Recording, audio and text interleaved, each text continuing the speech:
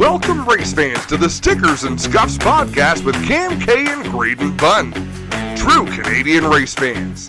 This show is presented by Remax Jack. Call Remax Jack and start to pack. Green flag is out. Let's get this podcast underway.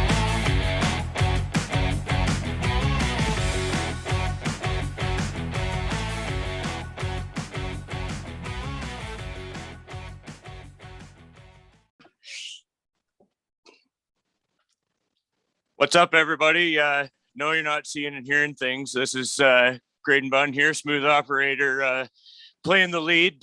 We're happy to have a very recent winner in the Grisdale Triple Crown this weekend, driving his number 24 Quick Stewart's Equipment AW Millwright's Camaro for 24 Racing, the ultimate satellite team to 22 Racing. Kyle Steckly is back with us, a repeat offender on this show. Welcome back, Kyle.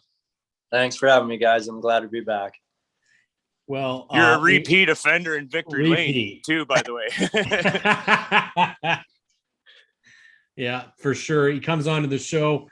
It feels like forever ago that we did talk with you, Kyle, because you and your dad were our third guests on the show, and now we're about 50 episodes plus in.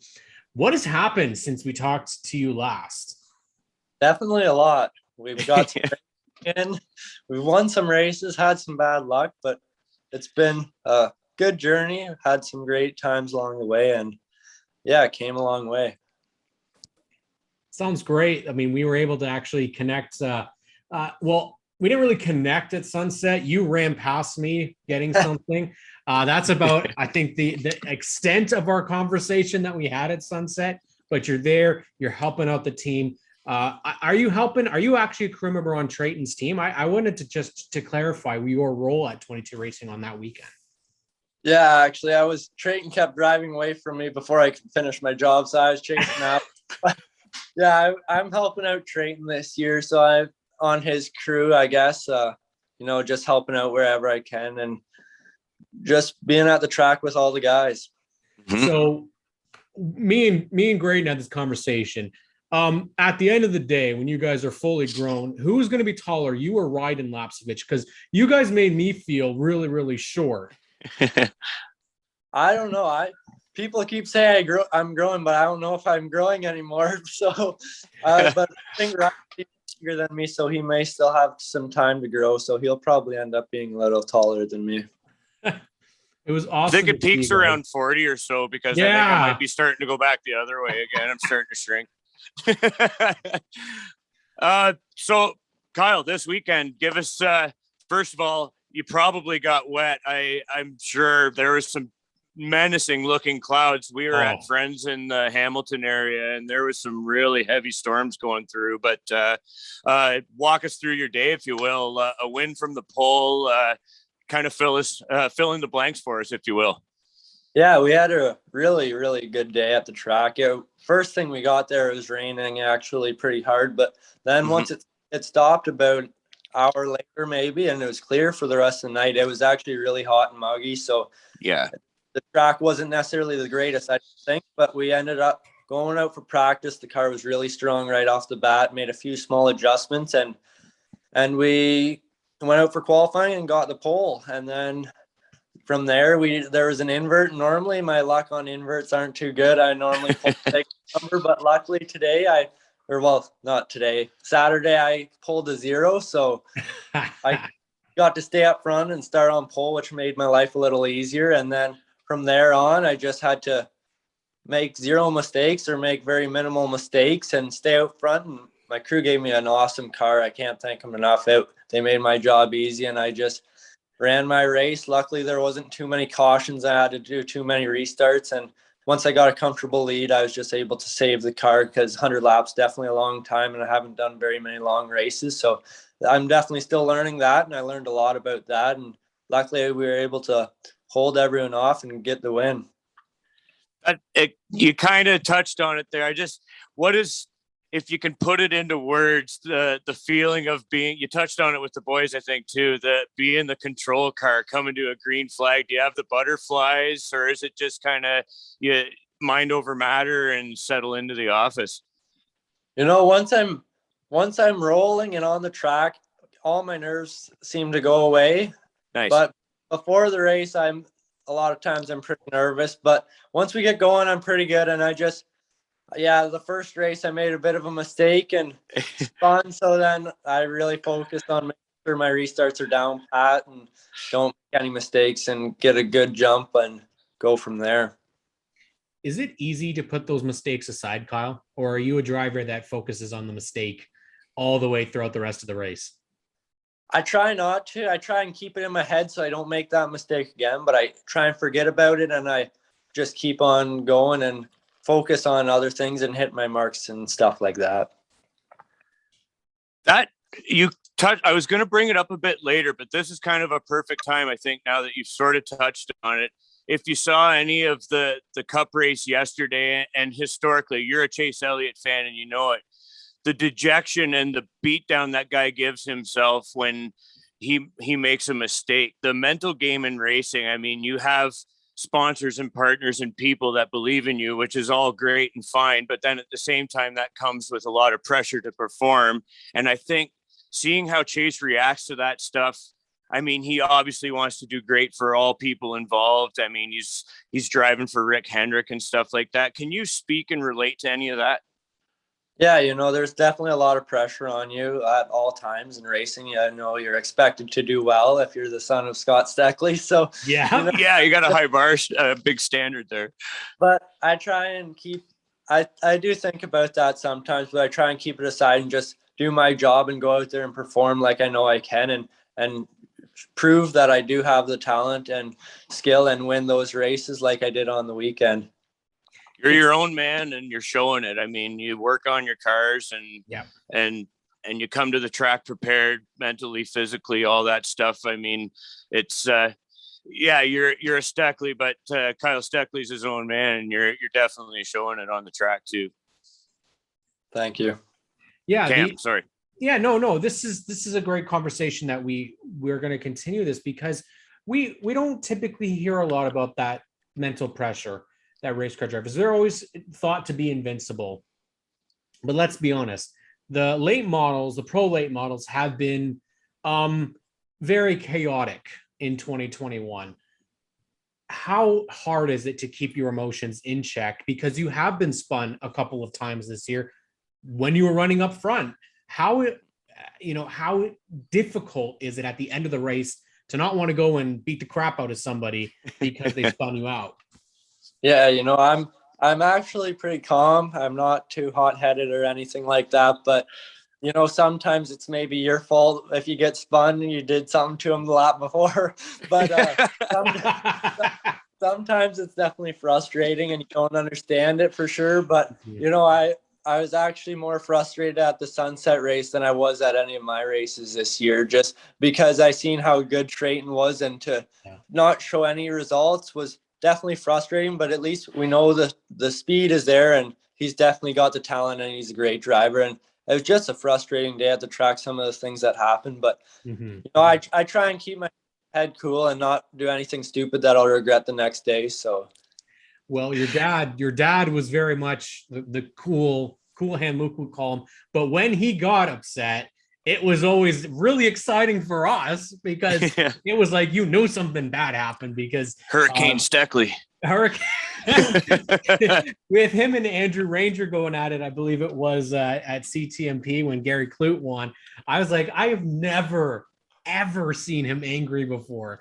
Now it happened in some other races, but obviously he's gone through it all. Your dad won championships, but he had to fight to get there.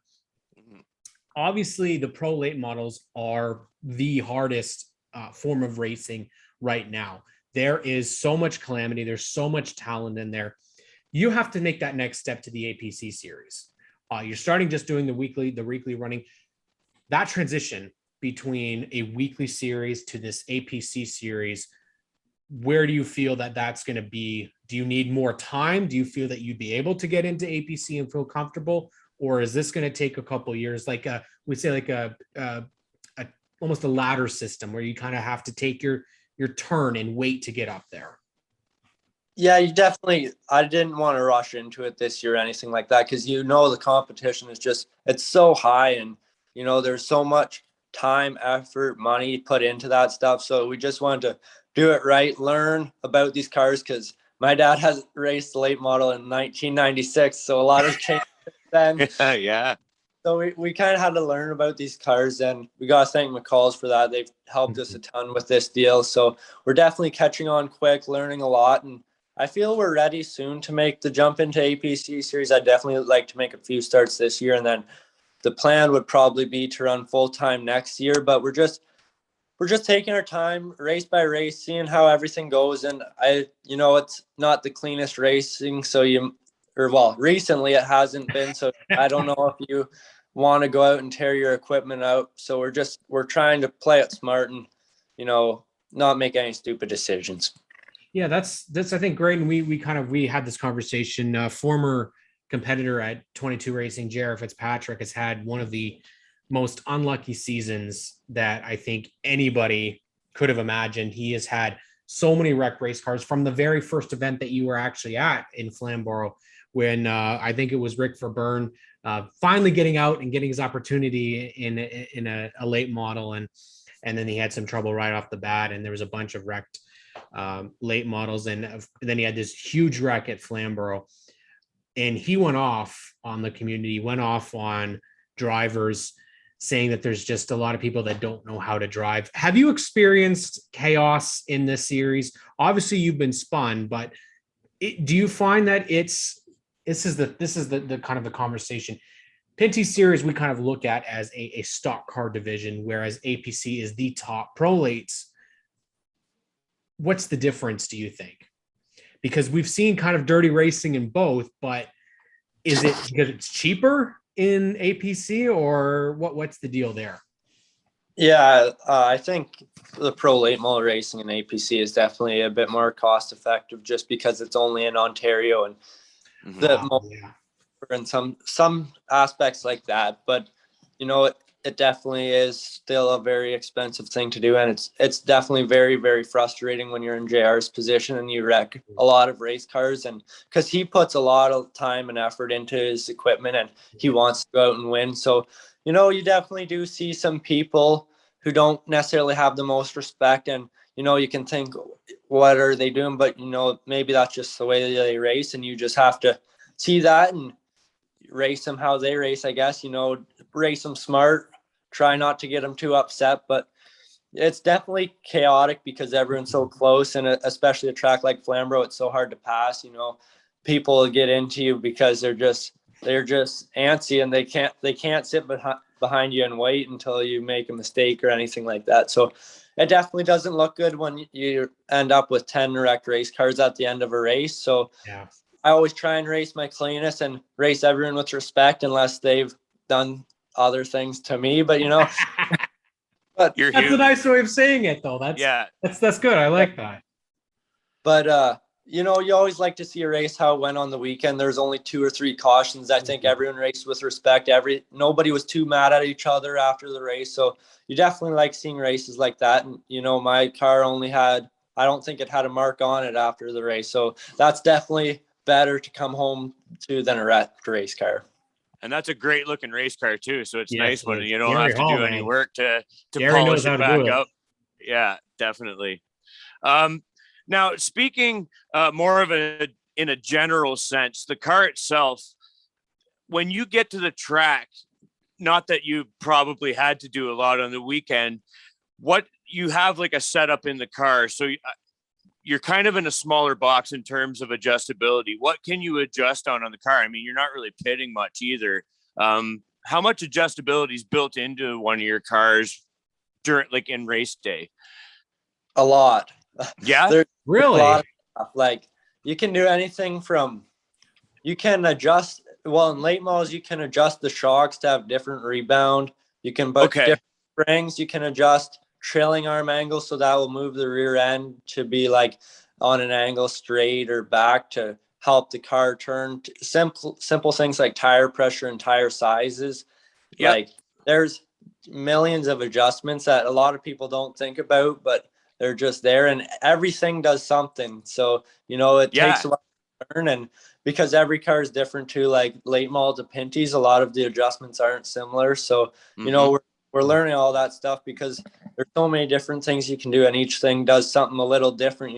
They might say it at 10 things loosen the car up, but it may loosen it up entry, center, exit. Like, it's all different. So there's definitely a ton of adjustments you can make. And, cool.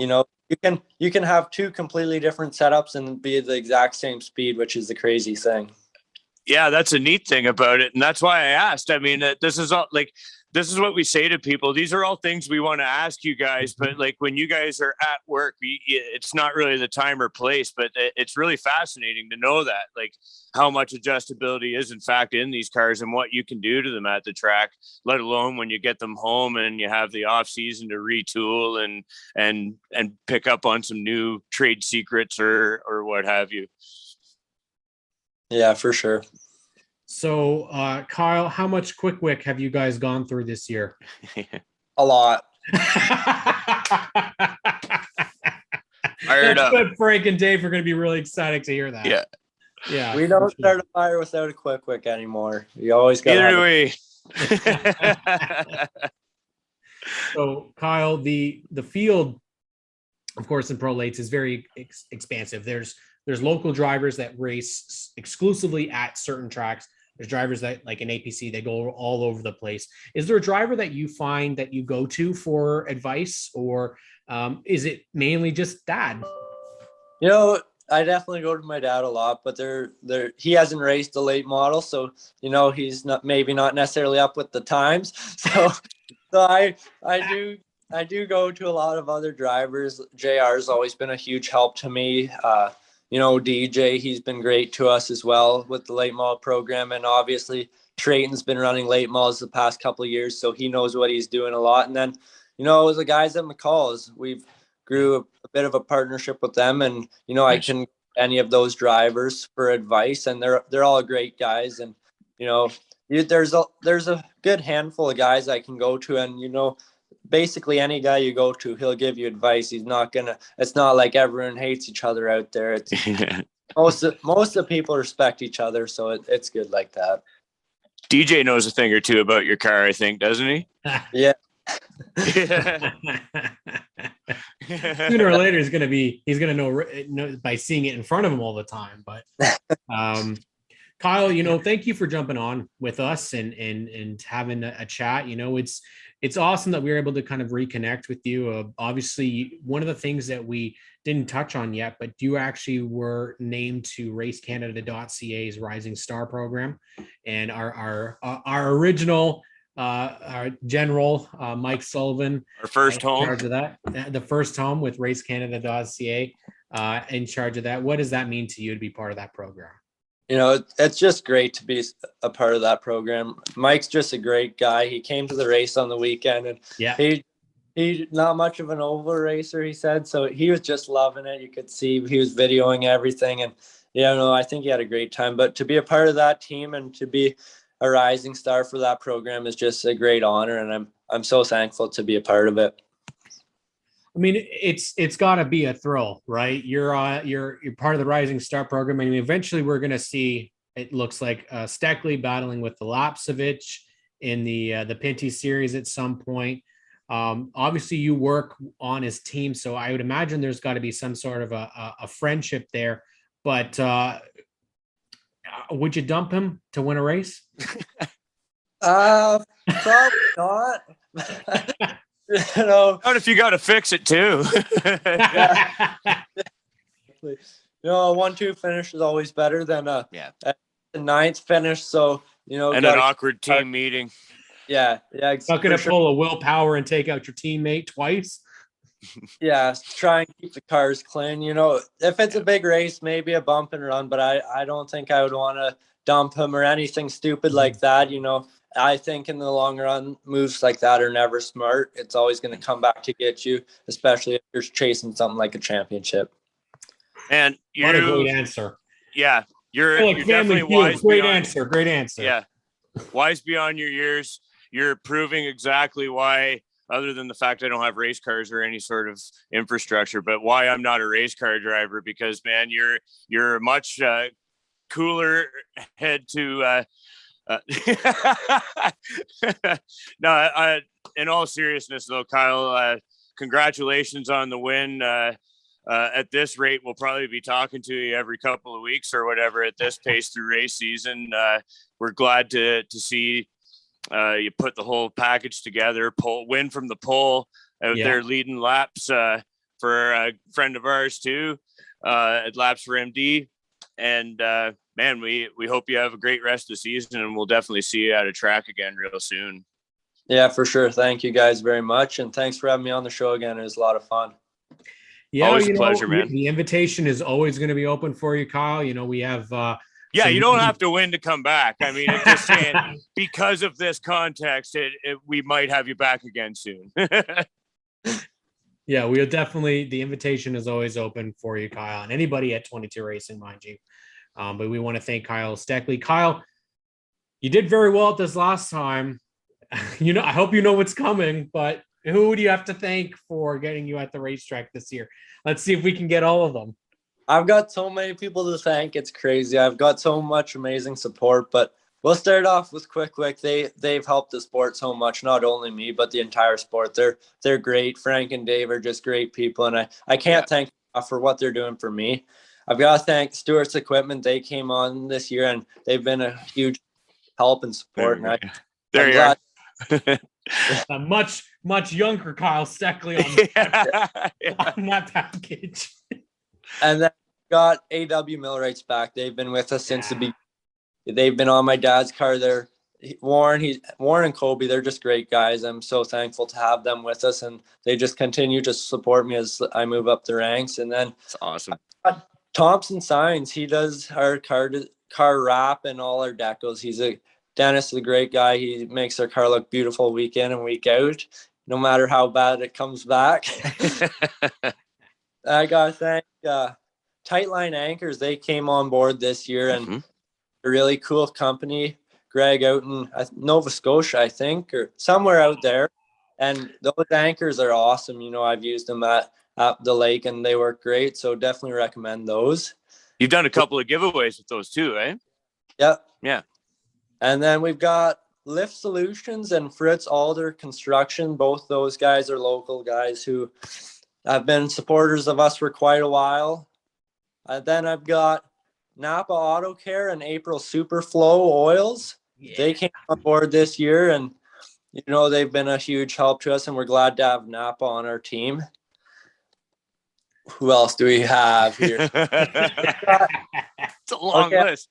I'll list off 5 or 6 here. We got Triple B Spraying, Milverton Food Town, Jim Bowman Remax, Schmidt Logging, High Fluid Products, Milverton Car Wash. What am I missing? I think that's all. The entire Milverton Chamber of Commerce. Awesome, man. That's it's so cool. Like when you're doing that, like how many people like see the vision and have the belief in you, man. It's just awesome to see that. For sure. It's great to have the support I have, and I can't thank everyone enough, not just my sponsors, but all my supporters and all my crew for, doing so much for me. And without everyone, it wouldn't be possible for sure. We want to thank Kyle Steckly for coming on board. Make sure you go to the racetrack this year. He's going to be weekly at Flamborough in the lates, and maybe in the APC series. Maybe we see him at Delaware for the big finale this year. Kyle Steckly, check him out, guys. Make sure you follow everything for 22 Racing online, and of course support Quick and all of his sponsors. I want to thank you guys for coming in and joining us on the Stickers and Scuffs podcast this week. We will catch you all real soon.